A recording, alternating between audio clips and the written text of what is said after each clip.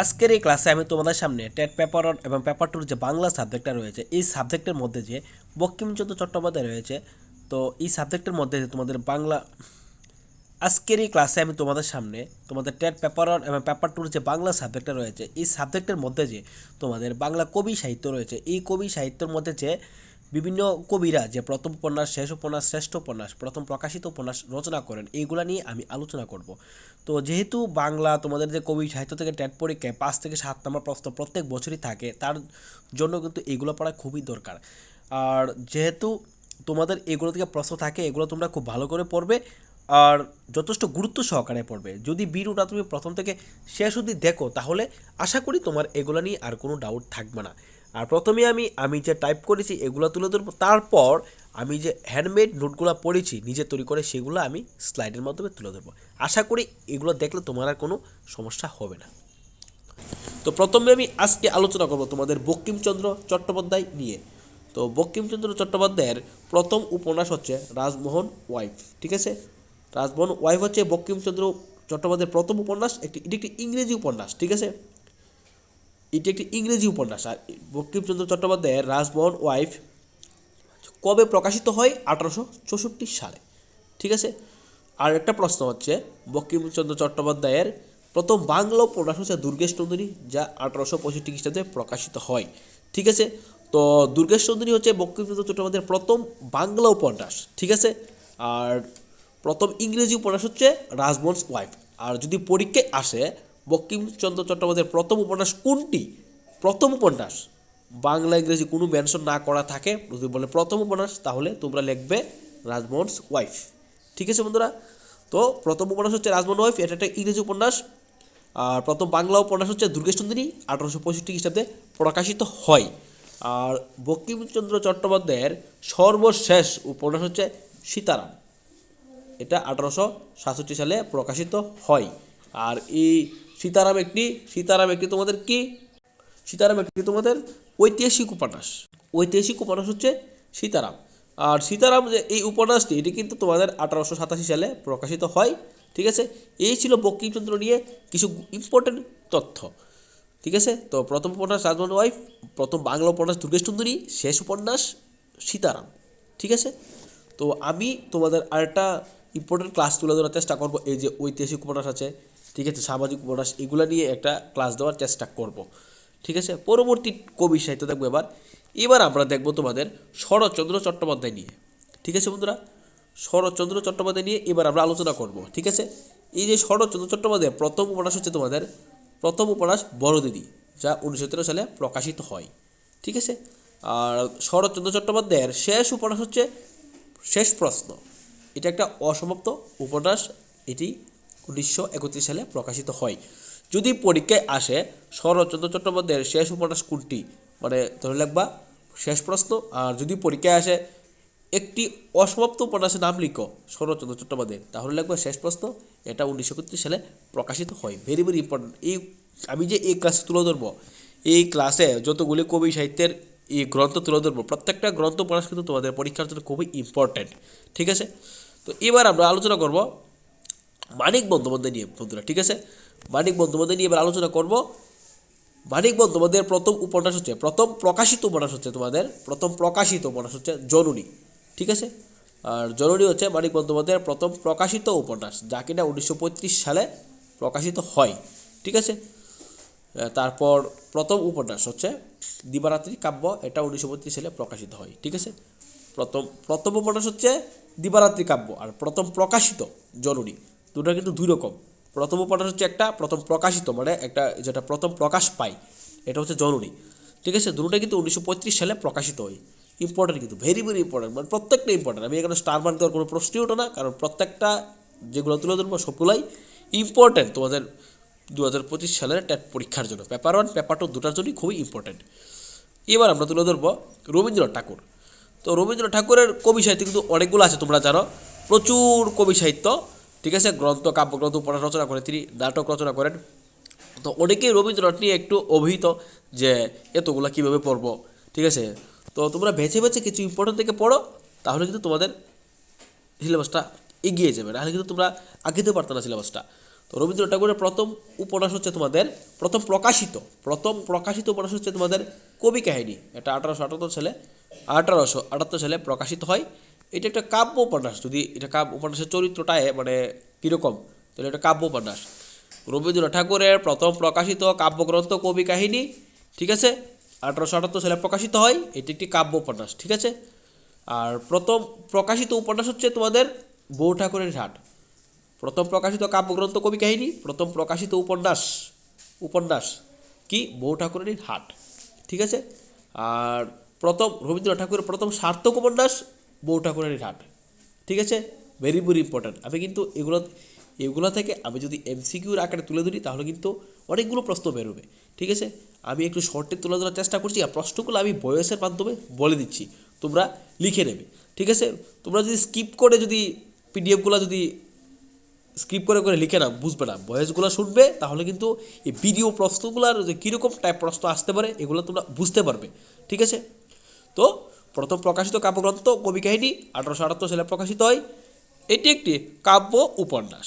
প্রথম প্রকাশিত উপন্যাস হচ্ছে বউ ঠাকুরের হাট, প্রথম সার্থক উপন্যাস বউ ঠাকুরের হাট। আর রবীন্দ্রনাথ ঠাকুরের ত্রিপুরা সম্পর্কিত উপন্যাস রাজর্ষি। আর ত্রিপুরা সম্পর্কিত নাটক হচ্ছে বিসর্জন, ঠিক আছে। তো খুবই ইম্পর্টেন্ট একটা পার্ট আমরা দেখলাম। প্রত্যেকটা স্লাইড তোমাদের টেস্ট পরীক্ষার জন্য ইম্পর্টেন্ট, ভালো করে পড়বে এগুলা, ঠিক আছে। এবার আমরা দেখবো বন্ধুরা মাইকেল মধুসূদন দত্ত, ঠিক আছে। মাইকেল মধুসূদন দত্ত নিয়ে আমরা এবার আলোচনা করব। তো মাইকেল মধুসূদন দত্তের প্রথম নাটক হচ্ছে শর্মিষ্ঠা। এটা 1859 সালে প্রকাশিত হয়। তো মাইকেল মধুসূদন দত্তের প্রথম নাটক হচ্ছে শর্মিষ্ঠা, এটা 1859 সালে প্রকাশিত হয়। আর প্রথম অমিত্রাক্ষর ব্যবহার করেন তিনি তিলোত্তমা সম্ভব কাব্যে বা গ্রন্থে, এটা 1860 সালে প্রকাশিত হয়। যদি পরীক্ষায় আসে অমিত্রাক্ষর শব্দ ব্যবহার করেন মধুসূদন দত্ত কোন কাব্যগ্রন্থে, এটা লাগবা তিলোত্তমা কাব্যগ্রন্থ, ঠিক আছে। তো তিলোত্তমা সম্ভব কাব্যগ্রন্থ কবে প্রকাশিত হয়? 1860 সালে, ঠিক আছে। শ্রেষ্ঠ কাব্য মাইকেল মধুসূদন দত্তের শ্রেষ্ঠ কাব্যগ্রন্থ হচ্ছে মেঘনাদবধ কাব্য, শ্রেষ্ঠ, এটা 1861 সালে প্রকাশিত হয়, ঠিক আছে। তো প্রথম নাটক শর্মিষ্ঠা 1859 সালে প্রকাশিত হয়।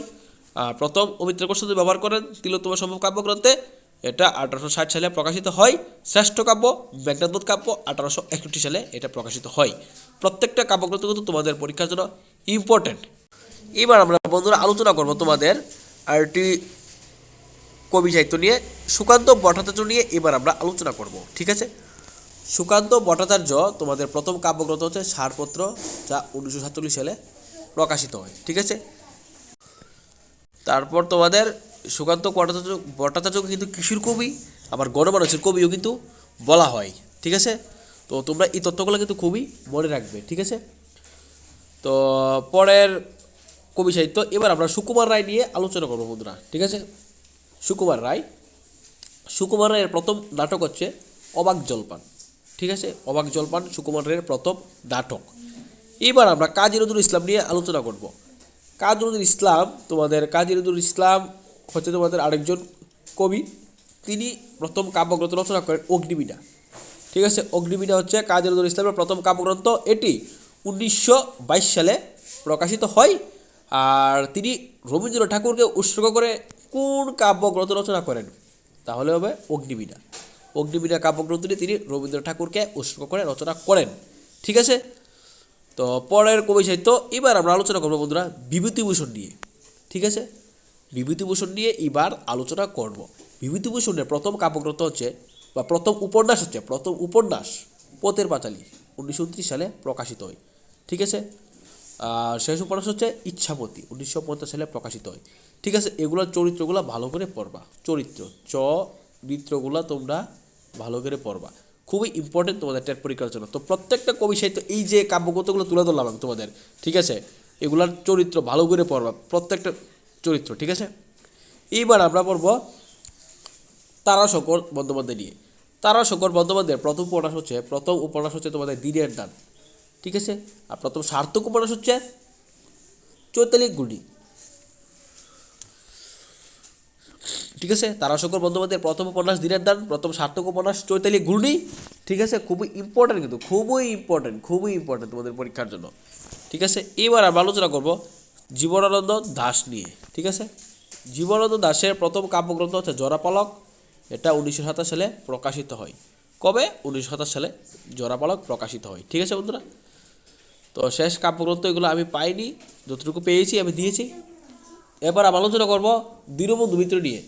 ঠিক আছে, দীনবন্ধু মিত্রর প্রথম নাটক হচ্ছে নীলদর্পণ। ঠিক আছে, নীলদর্পণ নাটকের প্রকাশকাল 1860 সালে প্রকাশিত হয়। চরিত্র থাকলে চরিত্রগুলো ভালো করে পড়বা। ঠিক আছে, এবার দেখবো সর্বশেষ নাটক কমলাকামিনী। এটা 1873 সালে প্রকাশিত হয়।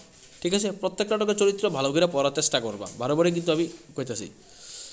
ঠিক আছে, এই যে বন্ধুরা আমি যে এই যে কাব্যগ্রন্থগুলো তুলে ধরলাম তোমাদের সামনে, দীনবন্ধু মিত্র, জীবনানন্দ দাশ, তারাশঙ্কর বন্দ্যোপাধ্যায়, বিভূতিভূষণ বন্দ্যোপাধ্যায়, কাজী নজরুল ইসলাম, সুকুমার রায়, সুকান্ত ভট্টাচার্য, মাইকেল মধুসূদন দত্ত, রবীন্দ্রনাথ ঠাকুর, মানিক বন্দ্যোপাধ্যায়, শরৎচন্দ্র চট্টোপাধ্যায়, বঙ্কিমচন্দ্র চট্টোপাধ্যায়, এই যে কাব্যগ্রন্থগুলো তুলে ধরলাম, প্রত্যেকটা কবি সাহিত্যের যে কাব্যগ্রন্থ, চরিত্র, প্রকাশকাল, প্রথম উপন্যাস, শেষ উপন্যাস, শ্রেষ্ঠ উপন্যাস, প্রথম প্রকাশিত উপন্যাস, তারপর কোন পত্রিকায় প্রকাশিত হয়, পত্রিকার সাথে সম্পর্ক কী, এইগুলা ভালো করে পড়বা। কোন কবি কোন পত্রিকার সাথে যুক্ত ছিলেন, ঠিক আছে, মানে ভালো করে পড়ার চেষ্টা করবা। প্রত্যেকটা কিন্তু ইম্পর্টেন্ট।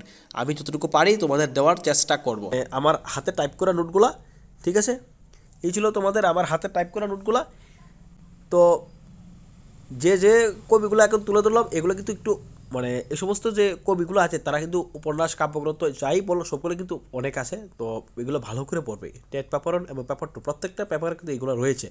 ঠিক আছে, ভালো করে পড়বা। দীনবন্ধু মিত্র, জীবনানন্দ দাশ, তারাশঙ্কর বন্দ্যোপাধ্যায়, ঠিক আছে, বিভূতিভূষণ বন্দ্যোপাধ্যায়, কাজী নজরুল ইসলাম, সুকুমার রায়, সুকান্ত ভট্টাচার্য, তারপর মাইকেল মধুসূদন দত্ত, তারপর রবীন্দ্রনাথ ঠাকুর, তারপর মানিক বন্দ্যোপাধ্যায়, শরৎচন্দ্র চট্টোপাধ্যায়, বঙ্কিমচন্দ্র। এবার আমি তোমাদের সামনে আমার হ্যান্ডমেড নোটগুলো তুলে ধরবো, যেগুলো কিনা টেট পরীক্ষার জন্য খুবই গুরুত্বপূর্ণ। এবার আমি তোমাদের সামনে আমার নিজের লেখা, যেগুলো আমি হাতে লিখেছি, আমার হ্যান্ডমেড নোটগুলো তোমাদের সামনে তুলে ধরবো বাংলা সাহিত্যে। ঠিক আছে বন্ধুরা, তো এগুলো কিন্তু আমার হাতের লেখা। তো আমি এগুলো পড়েছি, আগেরগুলো আমি টাইপ করেছি, আর এগুলো আমি হাতে লিখে শর্টকাট তোমাদের দিয়ে দিচ্ছি। ঠিক আছে, তো রবীন্দ্রনাথ ঠাকুর জন্মগ্রহণ করেন কবে? রবীন্দ্রনাথ ঠাকুর জন্মগ্রহণ করেন তোমাদের 7ই মে 1861 সালে। 7ই মে 1861 সালে রবীন্দ্রনাথ ঠাকুর জন্মগ্রহণ করেন। মৃত্যুবরণ করেন 7ই আগস্ট 1941 সালে। ঠিক আছে বন্ধুরা, তো রবীন্দ্রনাথ ঠাকুরের প্রথম কবিতা বা প্রথম প্রকাশিত রচনা হচ্ছে অবিলাস। ঠিক আছে, প্রথম বাংলা সাহিত্যের প্রথম ছোট গল্প হচ্ছে ভিখারিণী। এটা 1877 সালে প্রকাশিত হয়। রবীন্দ্রনাথের প্রথম প্রকাশিত কাব্যগ্রন্থ হচ্ছে কবি কাহিনী। ঠিক আছে, রবীন্দ্রনাথের প্রথম মুদ্রিত গ্রন্থ হচ্ছে কবি কাহিনী। ঠিক আছে, এগুলো কিন্তু ইম্পর্টেন্স, প্রত্যেকটা ইম্পর্টেন্ট। রবীন্দ্রনাথের লেখা প্রথম উপন্যাস হচ্ছে করুণা। রবীন্দ্রনাথের প্রথম প্রকাশিত উপন্যাস হচ্ছে বউ ঠাকুরানীর হাট। তারপর রবীন্দ্রনাথ ঠাকুরের প্রথম নাটক হচ্ছে মুক্তির উপায়। রবীন্দ্রনাথ ঠাকুরের প্রথম প্রকাশিত গদ্যগ্রন্থ হচ্ছে জুড়ু প্রবাসী পত্র। তারপর রবীন্দ্রনাথ ঠাকুরের প্রথম নাটক হচ্ছে বাল্মীকি প্রতিভা। ঠিক আছে বন্ধুরা, এগুলো কিন্তু খুবই ইম্পর্টেন্স। রবীন্দ্রনাথ ঠাকুরের প্রথম প্রকাশিত প্রবন্ধ গ্রন্থ হচ্ছে বিবিধ প্রসঙ্গ। এটা 1883 সালে প্রকাশিত হয়।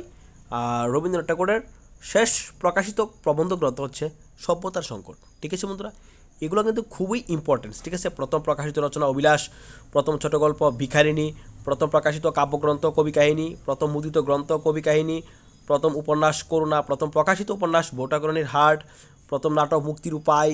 ঠিক আছে, প্রথম প্রকাশিত গদ্যগ্রন্থ জুড়ু প্রবাসী পত্র, প্রথম নাটক বাল্মীকি প্রতিভা। ঠিক আছে, প্রথম প্রকাশিত প্রবন্ধ গ্রন্থ বিবিধ প্রসঙ্গ 1883 সালে প্রকাশিত হয়। শেষ প্রকাশিত প্রবন্ধ গ্রন্থ হচ্ছে সভ্যতার সংকট। ঠিক আছে, এই ছিল বন্ধুরা রবীন্দ্রনাথ ঠাকুর নিয়ে তোমাদের তথ্য, যেগুলি কিনা আমি পড়েছি। এবার আমি তোমাদের সামনে পরবর্তী স্লাইড তুলে ধরবো। এবার জীবনানন্দ দাশ নিয়ে আলোচনা করব। জীবনানন্দ দাশ জন্মগ্রহণ করেন 17 ফেব্রুয়ারি 1899 সালে বরিশালে। ঠিক আছে, মৃত্যুবরণ করেন 22 অক্টোবর 1954 সালে। ঠিক আছে বন্ধুরা, 1954 সালে তিনি মৃত্যুবরণ করেন।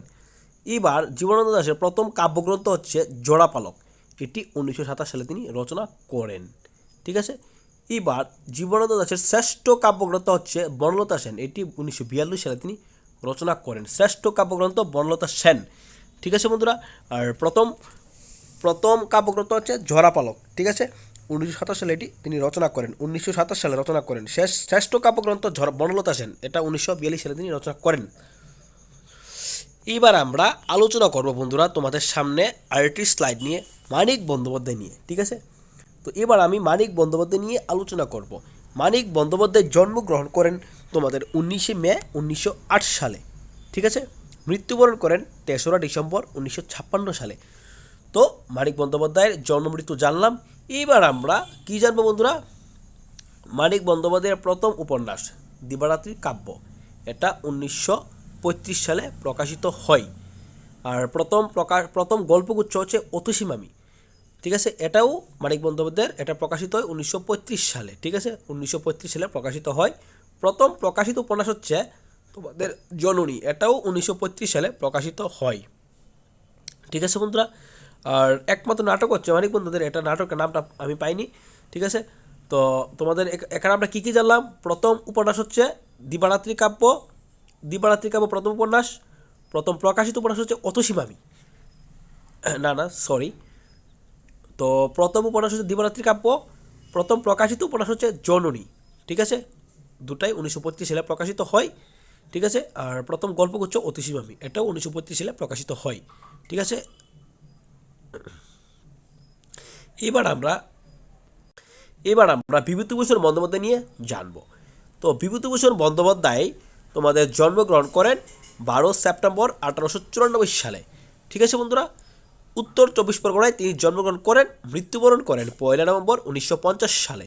ঠিক আছে, তো বিভূতিভূষণ বন্দ্যোপাধ্যায়ের প্রথম ছোট গল্প হচ্ছে বন্ধুরা উপেক্ষিতা। ঠিক আছে, উপেক্ষিতা, এটা 1922 সালে প্রকাশিত হয়। বিভূতিভূষণ বন্দ্যোপাধ্যায়ের প্রথম ছোট গল্প উপেক্ষিতা। এইবার বিভূতিভূষণ বন্দ্যোপাধ্যায়ের প্রথম উপন্যাস হচ্ছে বন্ধুরা পথের পাঁচালী। পথের পাঁচালী বিভূতিভূষণ বন্দ্যোপাধ্যায়ের প্রথম উপন্যাস। ঠিক আছে, আর বিভূতিভূষণ বন্দ্যোপাধ্যায়ের শেষ উপন্যাস হচ্ছে ইচ্ছামতি, এটা একটা আঞ্চলিক উপন্যাস। আর ইচ্ছামতি উপন্যাসের মধ্যে কিন্তু নীল চাষ লক্ষণীয়। তো প্রথম ছোট গল্প উপেক্ষিতা 1922 সালে প্রকাশিত হয়। বিভূতিভূষণ বন্দ্যোপাধ্যায়ের প্রথম ছোট গল্প উপেক্ষিতা 1922 সালে প্রকাশিত হয়। ঠিক আছে, আর প্রথম উপন্যাস হচ্ছে পথের পাঁচালী, শেষ উপন্যাস ইচ্ছামতি, এটার আঞ্চলিক উপন্যাস। এটার মধ্যে নীল চাষ লক্ষণীয়, নীল চাষে নিয়ে তিনি ইচ্ছামতি উপন্যাস তিনি লেখেন। বিভূতিভূষণ বন্দ্যোপাধ্যায় নিয়ে জানলাম। এবার আমরা বন্ধুরা জানবো আমরা বাংলা সাহিত্যের প্রথম বঙ্কিমচন্দ্র চট্টোপাধ্যায় নিয়ে। ঠিক আছে, বঙ্কিমচন্দ্র চট্টোপাধ্যায়ের প্রথম সার্থক উপন্যাস দুর্গেশনন্দিনী 1865 সালে রচনা করেন। ঠিক আছে, দুর্গেশনন্দিনী তো বঙ্কিমচন্দ্র চট্টোপাধ্যায়ের প্রথম সার্থক উপন্যাস দুর্গেশনন্দিনী, এটা 1865 সালে রচনা করেন তিনি। প্রথম বাংলা উপন্যাস দুর্গেশনন্দিনী, এটা ঐতিহাসিক রোমান্স উপন্যাস। ঠিক আছে, তো প্রথম সার্থক উপন্যাস দুর্গেশনন্দিনী, প্রথম বাংলা উপন্যাস দুর্গেশনন্দিনী, এটা দুর্গেশনন্দিনী একটা ঐতিহাসিক রোমান্স উপন্যাস। প্রথম উপন্যাস রাজবংশ ওয়াইফ 1864 সালে তিনি রচনা করেন। শেষ উপন্যাস সীতারাম। ঠিক আছে, প্রথম উপন্যাস রাজবংশ ওয়াইফ, বঙ্কিমচন্দ্রের শেষ উপন্যাস সীতারাম। ঠিক আছে, সার্থক উপন্যাস দুর্গেশনন্দিনী, প্রথম বাংলা উপন্যাস দুর্গেশনন্দিনী। ভেরি ভেরি কমন, প্রত্যেকটা প্রশ্ন কিন্তু খুবই কমন তোমাদের টেট পেপার পরীক্ষার, টেট পেপার 1 পেপার 2 পরীক্ষার জন্য। এইগুলো তোমরা কিন্তু খুবই গুরুত্ব সহকারে, মনোযোগ সহকারে পড়বে। ঠিক আছে বন্ধুরা, এইবার আমরা আলোচনা করব মাইকেল মধুসূদন দত্ত নিয়ে। ঠিক আছে, তো মাইকেল মধুসূদন দত্ত জন্মগ্রহণ করেন 25 জানুয়ারি 1824 সালে। মৃত্যুবরণ করেন কবে? 29 জুন 1873 সালে। জন্ম 25 জানুয়ারি 1824, মৃত্যু 29 জুন 1873। ঠিক আছে, এইবার আমরা জানব মাইকেল মধুসূদন দত্তের প্রথম গ্রন্থের নাম তিলোত্তমা সম্ভব প্রথম গ্রন্থ। ঠিক আছে, প্রথম শ্রেষ্ঠ কাব্যগ্রন্থ হচ্ছে মেঘনাদবধ। ঠিক আছে, বাংলা সাহিত্যের প্রথম পত্রকাব্য হচ্ছে বীরঙ্গনা। ঠিক আছে, বীরঙ্গনা একটা প্রথম পত্রকাব্য বাংলা সাহিত্যের। ঠিক আছে, আর বাংলা ভাষায় রচিত প্রথম সার্থক ও মৌলিক নাটক হচ্ছে শর্মিষ্ঠা, একটা সার্থক ও মৌলিক নাটক হচ্ছে শর্মিষ্ঠা। আর বাংলা সাহিত্যের প্রথম সার্থক ও ঐতিহাসিক নাটক হচ্ছে কৃষ্ণকুমারী। ঠিক আছে, কৃষ্ণকুমারীও একটা সার্থক এবং ঐতিহাসিক নাটক। প্রথম অমিত্রাক্ষর শব্দ ব্যবহার করেন পদ্মাবতী নাটকে। এই যে সঠিক উত্তরটা আমরা এখানে পেলাম, পদ্মাবতী নাটকে তিনি অমিত্রাক্ষর শব্দ প্রথম ব্যবহার করেন। আমার হিসেবে এটা কিন্তু সঠিক। ঠিক আছে, এর আগে আমি বলেছিলাম, তোমরা ভিডিওটা দেখলে পাবে, এটাই সঠিক। এরপরও যদি তোমাদের এটা নিয়ে কোনো ডাউট থাকে অবশ্যই কমেন্ট করো, আমি কমেন্টে উত্তর দেওয়ার চেষ্টা করব। তো আমার হিসেবে অমিত্রাক্ষর শব্দ প্রথম ব্যবহার করেন পদ্মাবতী নাটকে তিনি। ঠিক আছে, তো আমরা একা থেকে কিন্তু অনেক কিছু জানলাম। কী জানলাম? প্রথম গ্রন্থের নাম তিলোত্তমা সম্ভব, শ্রেষ্ঠ কাব্যগ্রন্থ মেঘনাদবধ, বাংলা সাহিত্যের প্রথম পত্রকাব্য বীরঙ্গনা, বাংলা ভাষায় রচিত প্রথম সার্থক মৌলিক নাটক শর্মিষ্ঠা। ঠিক আছে। সার্থক ঐতিহাসিক নাটক হচ্ছে কৃষ্ণকুমারী, ঠিক আছে। এবার আমরা আলোচনা করব প্রথম অমিত্রা কৌশল ব্যবহার করেন প্রথম পদ্মাবতী, ঠিক আছে। পদ্মাবতীতে তিনি প্রথম অমিত্রা কৌশল ব্যবহার করেন। এবার পরবর্তী স্লাইড, এইবার আমরা নজরুল ইসলাম নিয়ে আলোচনা করব, ঠিক আছে বন্ধুরা। নজরুল ইসলাম জন্মগ্রহণ করেন 25শে মে 1898 সালে। নজরুল ইসলাম জন্মগ্রহণ করেন কাজী নজরুল ইসলাম, ঠিক আছে। মৃত্যুবরণ করেন 29শে আগস্ট 1976 সালে মৃত্যুবরণ করেন। নজরুলের প্রথম কবিতা মুক্তি, কাজী নজরুল ইসলামের প্রথম কবিতা মুক্তি। কাজী নজরুল ইসলামের প্রথম কাব্যগ্রন্থ অগ্নিবীণা, এটা 1922 সালে প্রকাশিত হয়। কাজী নজরুল ইসলামের প্রথম প্রকাশিত রচনা হচ্ছে বাউন্ডুলের আত্মকাহিনী, ঠিক আছে। প্রথম প্রকাশিত গল্প গ্রন্থ হচ্ছে ব্যথার দান, 1922 সালে প্রকাশিত হয়। প্রত্যেকটা প্রশ্ন ইম্পর্টেন্ট তোমাদের টেট পেপার 1 পেপার 2 পরীক্ষার জন্য। 2025 সালের না, শুধু যতবার টেট পরীক্ষা প্রত্যেকবারের পরীক্ষার জন্য ইম্পর্টেন্ট। কাজী নজরুল ইসলামের প্রথম উপন্যাস বাঁদরহারা, ঠিক আছে। প্রথম নাটক ঝিলমিল। বাঁদরহারা প্রকাশিত 1921 সালে, ঝিলমিল প্রকাশিত 1930 সালে, ঠিক আছে। প্রচুর ইম্পর্টেন্ট প্রশ্ন। তো প্রথম কবিতা জানলাম মুক্তি, প্রথম কাব্যগ্রন্থ অগ্নিবীণা, প্রথম প্রকাশিত রচনা বাউন্ডুলের আত্মকাহিনী, প্রথম প্রকাশিত গল্পগ্রন্থ ব্যথার দান, ও প্রথম উপন্যাস বাঁদরহারা, প্রথম নাটক ঝিলমিল, ঠিক আছে। এইবার আমরা জানো বন্ধুরা মানিক বন্দ্যোপাধ্যায়ের নিয়ে, ঠিক আছে। মানিক বন্দ্যোপাধ্যায় জন্মগ্রহণ করেন 19 মে 1908 সালে, মৃত্যুবরণ করেন 3রা ডিসেম্বর 1956 সালে। মানিক বন্দ্যোপাধ্যায় মৃত্যুবরণ করেন। মানিক বন্দ্যোপাধ্যায়ের প্রথম উপন্যাস হচ্ছে দিবারাত্রি কাব্য, এটা 1935 সালে প্রকাশিত হয়, ঠিক আছে। প্রথম গল্পগুচ্ছ অতিসীমামি, প্রথম প্রকাশিত উপন্যাস জননী, ঠিক আছে। এটা তো আলোচনা করলাম আগে আমি। এবার আলোচনা করব শরৎচন্দ্র চট্টোপাধ্যায় নিয়ে, ঠিক আছে। শরৎচন্দ্র চট্টোপাধ্যায় জন্মগ্রহণ করেন 15 সেপ্টেম্বর 1876 সালে। শরৎচন্দ্র চট্টোপাধ্যায়ের প্রথম প্রকাশিত উপন্যাস হচ্ছে বড়দিদি, এটা 1913 সালে প্রকাশিত হয়। আর বড়দিদি প্রথম প্রকাশিত উপন্যাস শরৎচন্দ্র চট্টোপাধ্যায়, এটা প্রকাশিত হয় ভারতী পত্রিকায়। বড়দিদি প্রথম প্রকাশিত হয়। আর শরৎচন্দ্র চট্টোপাধ্যায়ের অসমাপ্ত উপন্যাস হচ্ছে শেষ পরিচয়, ঠিক আছে। আমরা এটা আগের স্লাইডে পড়েছিলাম। আর শেষ পরিচয় 1939 সালে তোমাদের হয়। এবার তোমরা শরৎচন্দ্র চট্টোপাধ্যায়ের শেষ উপন্যাস হচ্ছে বিপ্রদাস। শরৎচন্দ্র চট্টোপাধ্যায়ের প্রথম মুদ্রিত গ্রন্থ হচ্ছে বড়দিদি, ঠিক আছে। আর অনিলা দেবী হচ্ছে শরৎচন্দ্র চট্টোপাধ্যায়ের বোন। ইম্পর্টেন্ট তথ্য কিন্তু, ঠিক আছে। ইম্পর্টেন্ট তথ্য ভালো করে পড়বে, এগুলো তোমাদের টেট পরীক্ষার জন্য খুবই ইম্পর্টেন্ট। তো এইবার আমরা আলোচনা করবো বন্ধুরা পরবর্তী স্লাইড নিয়ে। এইবার আলোচনা করব আমরা সুনির্মল বসু নিয়ে, ঠিক আছে।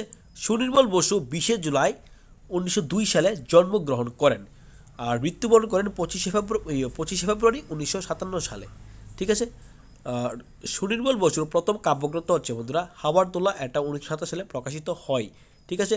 শুধু বন্ধুরা এইগুলো পড়লে চলবে না, আরও যে তোমাদের কাব্যগ্রন্থ উপন্যাস যাই রয়েছে এগুলো পড়তে হবে, সাথে সনগুলো পড়তে হবে, চরিত্রগুলো পড়তে হবে, কবে প্রকাশিত হয়েছে, কোন পত্রিকায় প্রকাশিত হয়েছে, সবগুলো কিন্তু তোমাদের জানতে হবে, ঠিক আছে। 7 থেকে 8 নাম্বার কিন্তু আসে, এগুলো কিন্তু তোমাদের দরকার, যেহেতু টেট পরীক্ষার জন্য তোমাদের বাংলা সাবজেক্টটা রয়েছে।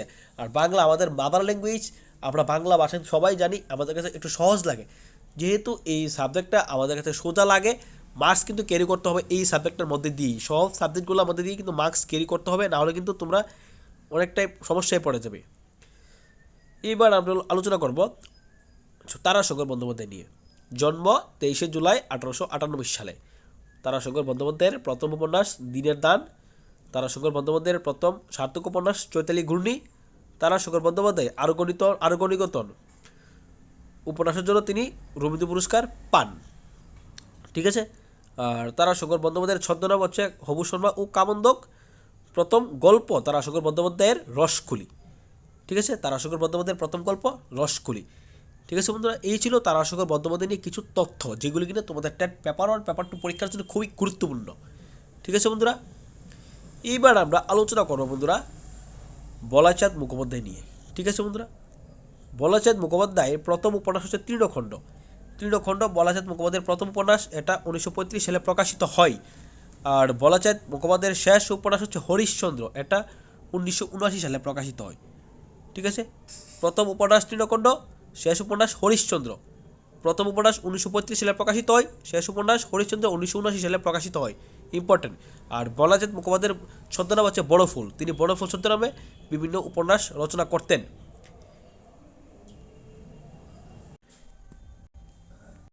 এবার আমরা আলোচনা করবো বন্ধুরা দীনবন্ধু মিত্র নিয়ে, ঠিক আছে। তো দীনবন্ধু মিত্রর প্রথম নাটক হচ্ছে নীলদর্পণ, ঠিক আছে। এটি 1860 সালে তিনি রচনা করেন। আর কষ্টচিৎ প্রতীক ছদ্মনামে তিনি নীলদর্পণ নাটকটি রচনা করেন। আর নীলদর্পণ একটা রাজনৈতিক নাটক। আর প্রথম বিনোদাত্মক নাটক হচ্ছে তোমাদের লীলাবতী, এটা 1866 সালে দীনবন্ধু মিত্র রচনা করেন, ঠিক আছে। সর্বশেষ নাটক হচ্ছে দীনবন্ধু মিত্রের কমলা কামিনী, এটা 1873 সালে তিনি রচনা করেন। আর কমলা কামিনী তিনি যতীন্দ্র মোহন ঠাকুরকে উৎসর্গ করে রচনা করেন। তো বন্ধুরা এই ছিল তোমাদের দীনবন্ধু মিত্র নিয়ে, ঠিক আছে।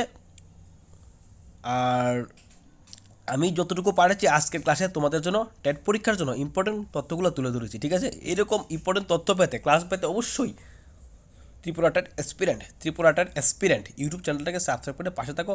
বিভিন্ন গুরুত্বপূর্ণ আপডেট টেট সংক্রান্ত ক্লাস তোমরা পেয়ে থাকবে। তো এই বলে আমি বন্ধুরা আজকে ভিডিওটা এখানেই বা ক্লাসটা এখানেই শেষ করছি।